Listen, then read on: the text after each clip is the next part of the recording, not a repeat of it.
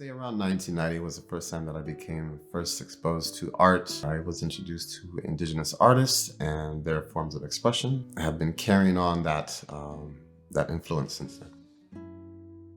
I never really used to call myself an artist because I started originally as a photographer. At the time that I started photography, photography was still kind of on the threshold of being considered an art form, and so kind of hesitated from that and redirected into a sense of becoming a community artist. Community artist is kind of where I started, and now I'm kind of on another voyage now, just deciding to become an artist and not necessarily in direct relation with the community all the time. It's very hard to separate the two, so I guess I'm an artist now.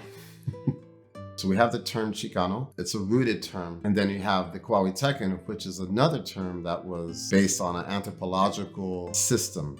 And so I've taken the two and kind of merged them to create a identification that particular to my experience, because I do come from the Southwest, but I've been raised on the West Coast. I feel that my life is constantly living in the Napantla. It fits me well because I often feel that I'm in the middle of either worlds or even in between conversations or dialogues, always kind of stuck in the middle, not necessarily claiming a neutral side, but seeing the beauty of both sides, and also being able to just keeps me more on a more focused path, because there are quite a bit of distractions that happen. Yeah, I'm just trying to keep a little bit more focused.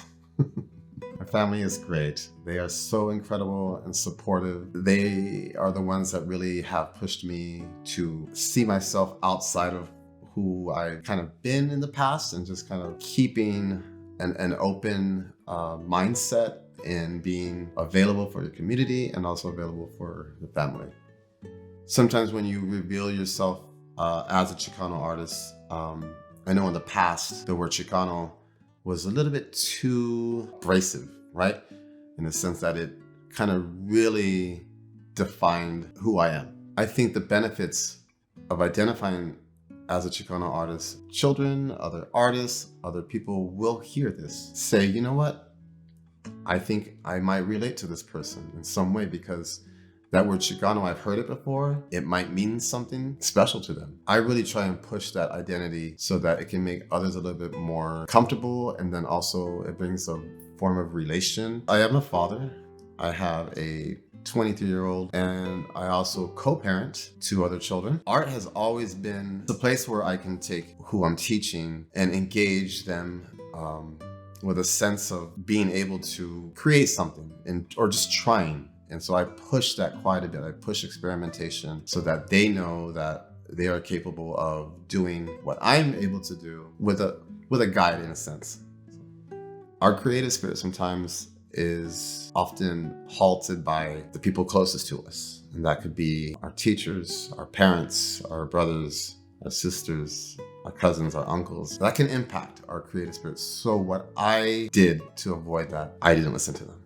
The one thing that I suggest that you do is find something that keeps you in tune with creating. With me, music was that. I was able to kind of keep that as a creative path throughout my life when art wasn't there. And that kind of helped me also kind of sustain a vision for this practice.